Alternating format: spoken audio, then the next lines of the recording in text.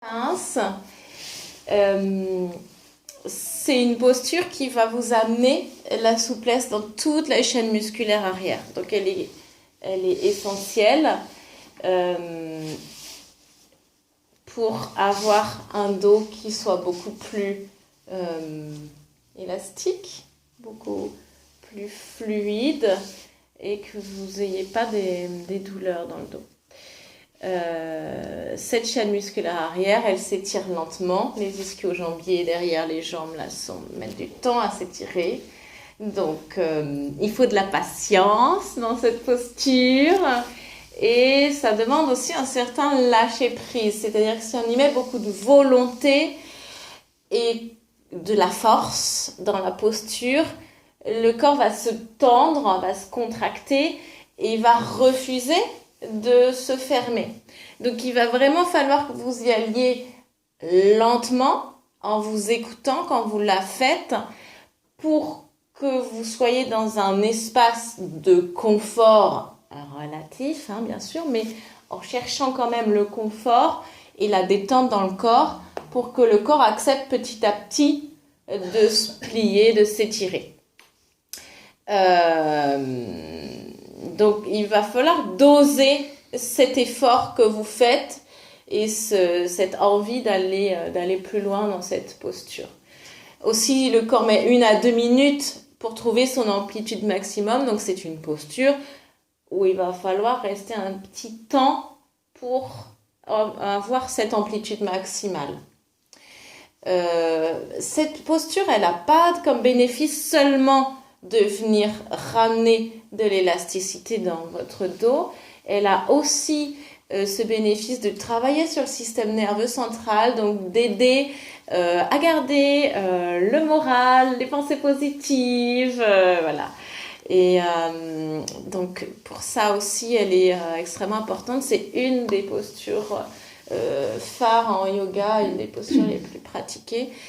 On peut la pratiquer assise, jambes écartées ou jambes fermées, en demi-posture, avec un genou fléchi, l'autre jambe tendue, et travailler une jambe puis l'autre. On peut la travailler debout, soit tout seul, soit contre le mur. On l'avait vu aussi, voilà, donc il y a plein de façons de travailler cette fermeture du corps. Au niveau du mental, ce que ça amène, cette posture, c'est une posture où quand on va sentir que ça se relâche, que le corps se ferme, c'est une souplesse et une ouverture au niveau du mental. Donc voilà ce qu'on peut toucher. Et aussi dans la pratique, la mienne et puis les témoignages d'élèves,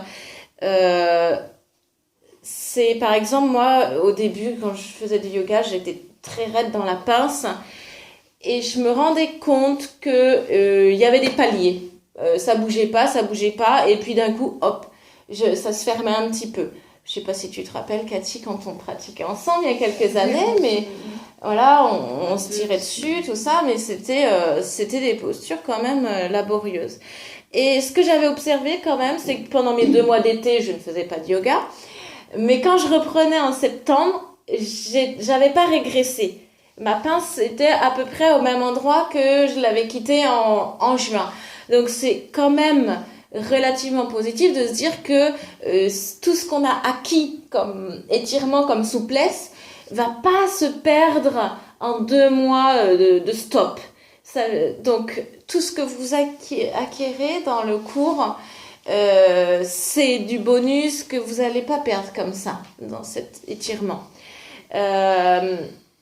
Aussi des élèves qui pratiquent, parce que j'encourage à ça, de pratiquer 30 secondes, 1 minute par jour cette pince, parce que les problèmes de dos sont quand même hyper récurrents dans mes cours et à l'heure actuelle je crois, pratiquer 30 secondes, 1 minute par jour, c'est plus productif à mon sens, si on peut parler de production, plus bénéfique que de pratiquer 1 fois 3 minutes dans la semaine. Parce que le corps, il emmagasine ce mouvement qui est ritualisé dans votre journée. Et puis là, vous allez le sentir. Comment je fais la posture? Si aujourd'hui vous voulez la faire debout, si vous avez une grande forme et que vous voulez tirer et vous mettre contre le mur, si vous avez une petite forme et que vous voulez le faire en douceur, si vous avez besoin de tout détendre et de le faire en yin yoga en passant 5 minutes mais en étant un vrai chamallow, ou si vous avez besoin de le faire en amenant de l'énergie, en étirant le corps, en étirant votre axe, voyez ce qui se présente aujourd'hui pour vous. Et demain, ce sera peut-être différent, mais faites un truc qui vous fait plaisir, qui vous donne de la joie, la posture qui vous convient aujourd'hui. je vois que certains, la pince, vont trouver de la joie dans la pince. Mettez-y de la musique, mangez un petit bonbon pendant ce temps-là, je sais pas, faites un truc qui vous fait plaisir, chantez, faites un truc qui vous fait plaisir pendant que vous faites cette posture pour amener cette détente, ce bien-être et cet espace de « Ouah, là, je vais faire un truc pour moi, pour me faire du bien ». Ça connote la posture à mon sens d'une autre façon que « Bon là, c'est l'heure, je me suis dit que j'allais le faire tous les jours et il faut que j'y aille ». Ça va pas se passer à mon avis de la même façon dans le corps. Donc il y a ça. Et aussi, je vous invite à observer, c'est valable dans toutes les postures, mais je trouve ça merveilleux, d'observer les moments où vous allez vous dire « Waouh, mais là, je sais pas ce qui se passe, mais j'ai gagné 5 centimètres. » D'un coup, il y a quelque chose qui s'est relâché dans le corps. Observez à l'intérieur de votre quotidien, de votre vie, de tous les jours, qu'est-ce qui s'est produit en même temps que cette avancée extraordinaire dans la posture. Ça peut être la posture de la pince ou une autre, peu importe. Mais souvent, vous allez observer un truc qui a complètement rien à voir, mais vous allez observer que dans votre vie quotidienne, au niveau du travail, il y a eu une opportunité ou il y a quelque chose qui a pu se modifier, ou bien dans vos relations avec vos parents, qui sont toujours des relations assez compliquées, ou avec vos enfants, ou une personne proche, de la communication qui s'est modifiée, un lien qui s'est modifié, quelque chose que vous avez lâché, où vous vous êtes détendu.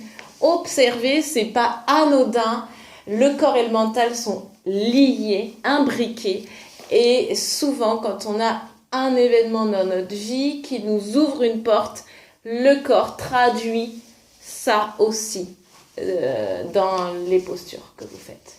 Et ça, c'est vraiment chouette de le noter, mais en yoga comme dans le reste, quand il y a un truc qui s'ouvre dans votre vie, il y a un truc, une croyance, un truc limitant au niveau du mental qui se relâche aussi et qui vous facilite la vie. Un truc qui s'est déconstruit pour se reconstruire autrement. Donc voilà, je vous invite à tous ces petites attentions, tous ces petits...